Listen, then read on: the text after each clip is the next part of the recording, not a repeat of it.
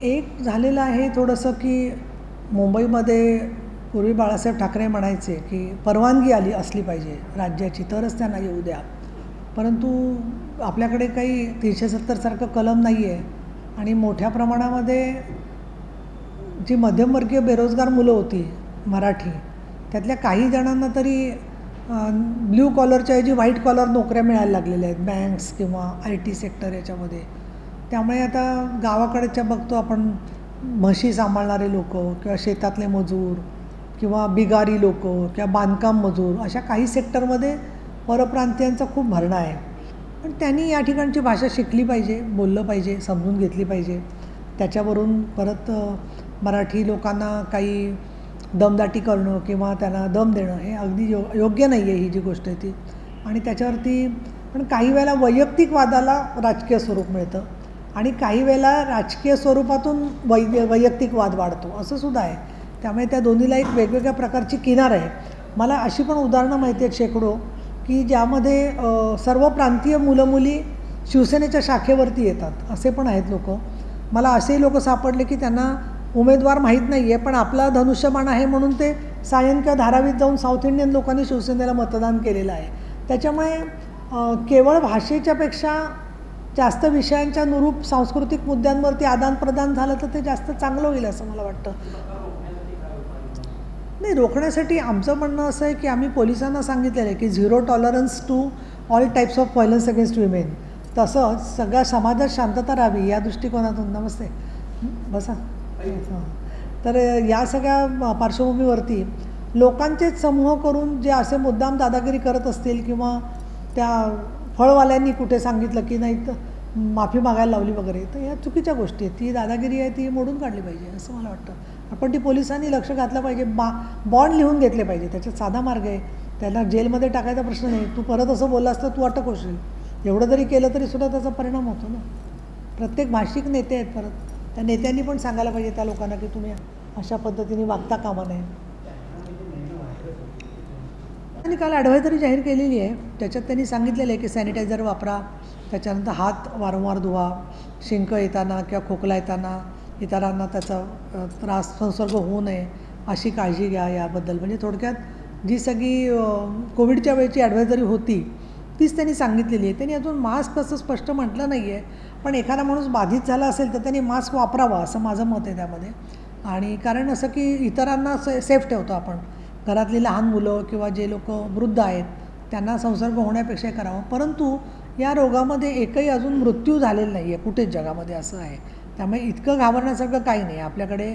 म्हणजे घबराट पसरून मग परत त्याच्यात औषधं त्याच्यावरती काहीतरी मंत्रतंत्र किंवा त्याच्यावरती तपासणी आम्ही करून देतो म्हणून फसवणूक हे असले प्रकार होण्यापेक्षा कुठल्या लॅबमधून कुठली टेस्ट होते हे सरकारने जाहीर केलं तर लोकांना वाटलं तेवढं सर्दी खोकला आपला बरा होत नाही आहे 1 महिना झाला 2 महिना झाला तर त्याची दखल घ्यायची आहे. नाही तर तशा तर व्हायरस सारख्याच असतात ना. हजारो व्हायरस आपल्या आसपास असतात. त्याच्यावर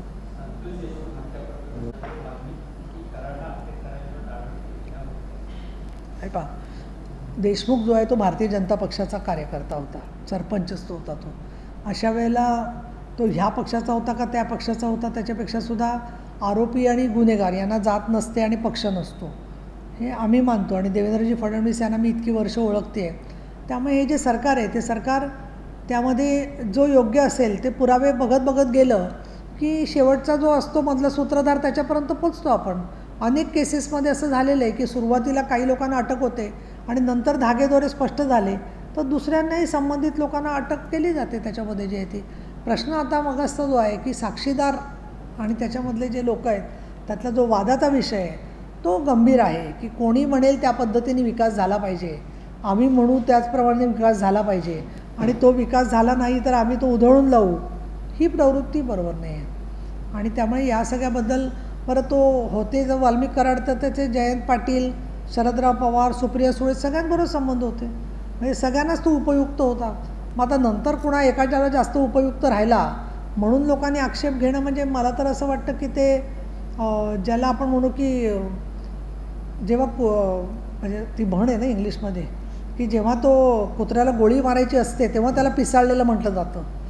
त्यामुळे कोणाला कोण डोईजड झालं होतं वगैरे हे सगळे राजकारणाचेच भाग आहे त्यामध्ये. पण जे कायद्याने करायला पाहिजे, जे यंत्रणेने करायला पाहिजे, त्याची पूर्ण काळजी ही स्वतः फडणवीस साहेब आणि या सरकारने घेतलेली आहे असं म्हणायला हरकत नाही. हे आता मी तर SITची मुख्य नाही आहे. हां,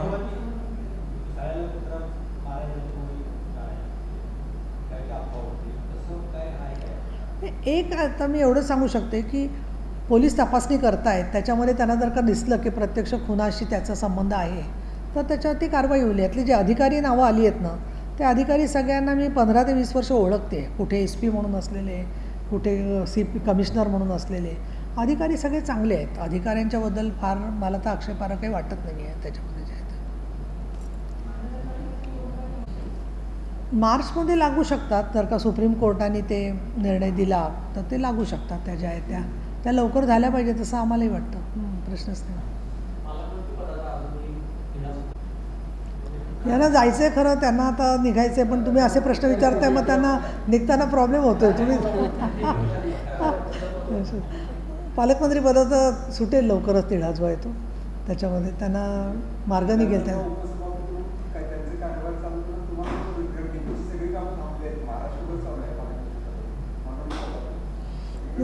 आता लवकरच आम्ही पण पालकमंत्री ठिकठिकाणी होईल याची वाट बघतो आहे. परंतु आता मार्चमध्ये बजेट आहे.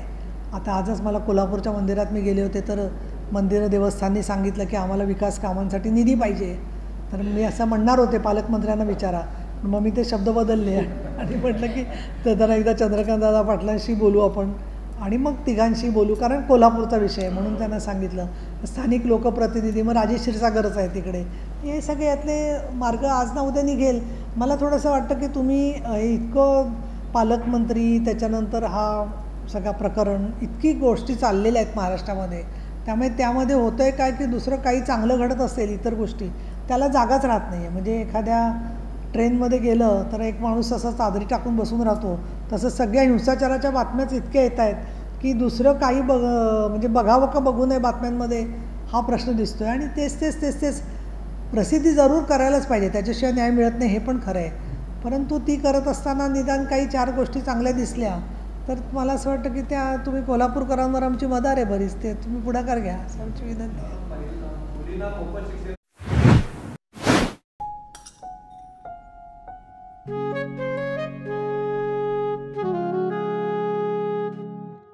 बाबा, आज येताना बासुंदी घेऊन या ना. अगं, कालच आपण आईचा वाढदिवस होता म्हणून आणली होती ना. ऐकलं, गोकुळची बासुंदी पुन्हा खावीशी वाटतेय. खरं सांगू, मलाही खावीशी वाटतेय. पुन्हा पुन्हा खावीशी वाटणारी गोकुळ बासुंदी.